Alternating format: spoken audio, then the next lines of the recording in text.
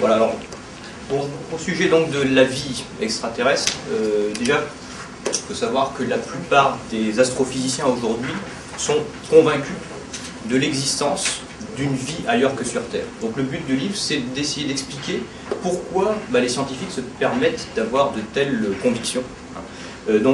Quelles sont les chances que la vie, et plus particulièrement la vie intelligente, quand même, c'est plus intéressant, quelles sont les chances que cette vie existe ailleurs que sur Terre. Alors le livre, en fait, pour répondre à cette question, il est structuré en 5 grandes parties. Avant de se demander si la vie extraterrestre est possible, il faut déjà savoir ce qu'est la vie, quelle est la définition de la vie, donc sur Terre. Sur Terre, sur quoi est-elle basée? Quels sont ses besoins? Donc ça, c'est l'objet de la première partie du livre. Une fois qu'on a vu un petit peu ça, ensuite, l'idée, c'est de se demander, est-ce qu'une hypothétique vie extraterrestre doit forcément ressembler à celle sur Terre? Et quels sont les meilleurs endroits où chercher pour trouver de la vie extraterrestre? Ensuite, la troisième partie, c'est une petite évasion qui se base sur les découvertes réalisées dans les dernières années sur des systèmes planétaires réels qui sont présents dans notre galaxie et dont certains pourraient proposer des environnements favorables au développement de la vie extraterrestre. Donc voilà, ça c'est une petite parenthèse, une petite évasion à ce sujet. Alors, dans ces 3 premières parties, on est amené à conclure qu'il y a quand même de bonnes chances que la vie extraterrestre ait pu apparaître dans de nombreux endroits de la galaxie.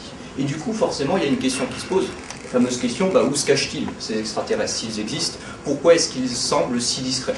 C'est l'objet de la 4e partie, à savoir, le but est de proposer des arguments qui pourraient expliquer notre apparente solitude, c'est-à-dire le fait que l'extraterrestre, on n'a pas réussi encore à capter des signaux, ce genre de choses. Finalement, ces différents arguments qui sont proposés, ça permet de limiter fortement les scénarios possibles sur le peuplement actuel de la galaxie et donc sur l'avenir de l'humanité par rapport à ça. Donc c'est l'objet de cette dernière partie qui est de proposer des scénarios possibles au vu des connaissances actuelles, des scénarios possibles sur l'existence de civilisations extraterrestres et sur l'avenir du coup de l'humanité. Alors,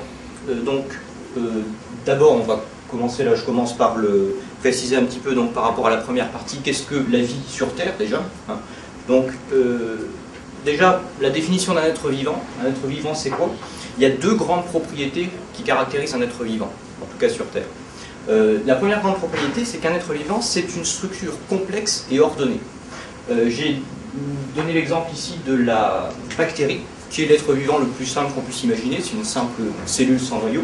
Et bien rien que la paroi bactérienne, représentée ici, c'est une structure ordonnée, on voit bien l'ordonnancement ici, et complexe parce que chaque rond représente lui-même une molécule complexe.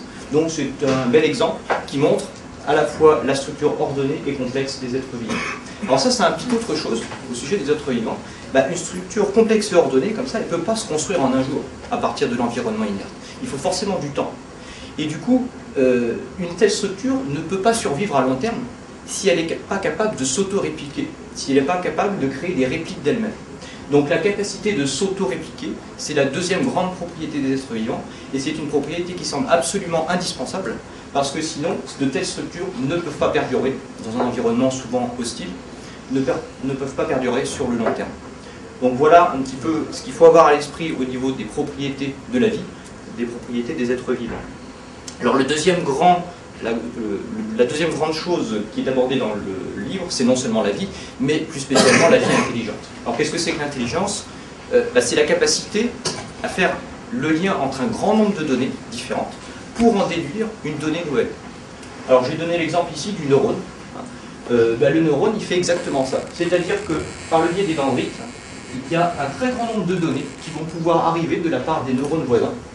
Tout ce grand nombre de données va pouvoir être amalgamé en un signal qui est émis dans l'axone. Et donc c'est la donnée nouvelle, déduite à partir des anciennes données, et qui va ensuite pouvoir être émise au niveau des autres neurones. Ce qui est intéressant, c'est qu'on voit que du coup, pour réaliser cette intelligence, il faut précisément une structure complexe et ordonnée. C'est ça qui permet d'amalgamer un grand nombre de données pour en déduire une donnée nouvelle. Autrement dit, si on veut chercher de l'intelligence, il faut déjà commencer par chercher de la vie. L'intelligence semble impliquer l'existence d'êtres vivants. Alors, comment réaliser ces structures complexe et ordonnée donc de la vie. Il faut pouvoir créer des molécules les plus grosses possibles et les plus complexes possibles, justement pour réaliser ces structures. Autrement dit, il faut une chimie intense. C'est là qu'intervient le grand atout de l'eau liquide pour la vie. Vous savez que sur Terre, la vie a un besoin absolu d'eau liquide. L'eau liquide semble indispensable. Alors pourquoi? En fait, l'eau liquide a une propriété très intéressante, c'est qu'elle est capable, la molécule d'eau est capable de se coller à un grand nombre d'autres molécules. Et en se collant à ces autres molécules, l'eau permet de les mélanger ensemble, au sein d'un même liquide. J'ai pris l'exemple de la bouteille de vin. Là, dans une bouteille de vin, il y a 12% d'alcool, 88% d'eau, on va dire. Eh bien, si cette eau n'avait pas ces propriétés, eh bien, il y aurait l'alcool qui est plus léger, qui surneigerait au-dessus de la bouteille. Donc les premiers convives seraient plus gais que les suivants qui boiraient du jus de raisin. Donc voilà un exemple qui montre que l'eau liquide a la capacité de mélanger plein de molécules au sein d'un même milieu. Et du coup, les molécules, comme elles se retrouvent mélangées, elles peuvent interagir entre elles. Et en interagissant entre elles, elles réagissent et forment des molécules plus complexes, de plus en plus complexes, pour arriver à l'édifice du vivant. L'autre grand intérêt de l'eau, c'est que c'est une molécule H2O. La molécule H2O, c'est l'une des plus simples qui puisse exister. C'est l'une des plus abondantes dans l'univers, d'ailleurs. Donc on peut toujours imaginer d'autres molécules qui aient les mêmes propriétés, mais ces molécules sont forcément beaucoup plus rares dans l'univers. C'est la raison pour laquelle, pour trouver de la vie quelque part, il faut déjà commencer à chercher un endroit où il y a de l'eau liquide. Ce n'est pas simplement une propriété de la vie terrestre, a priori. L'eau liquide semble indispensable pour le vivant, où que ce soit partout ailleurs, même ailleurs que sur Terre. Voilà, alors, pour terminer donc, sur la vie sur Terre, l'édifice du vivant s'est complexifié, a formé des molécules de plus en plus structurées et complexes. Évidemment, la molécule structurée et complexe par excellence, c'est la molécule d'ADN, la double hélice. On voit bien la quantité d'informations qui peut être contenue dans cette structure grâce à l'ordonnancement judicieux. Alors, ce qu'il faut bien voir, c'est que il y a quand même un souci quand on crée ce type de molécule, c'est que si on la laisse comme ça dans l'environnement, il faut bien voir que l'environnement, lui, justement, il n'est pas structuré. C'est un environnement assez chaotique. Donc la molécule ne pourrait pas subsister à long terme, simplement si elle était placée dans un environnement. C'est pour ça que tout être vivant est constitué de cette molécule d'ADN, mais aussi a besoin d'une cellule qui va envelopper cette molécule d'ADN. Alors en fait, la cellule a deux intérêts.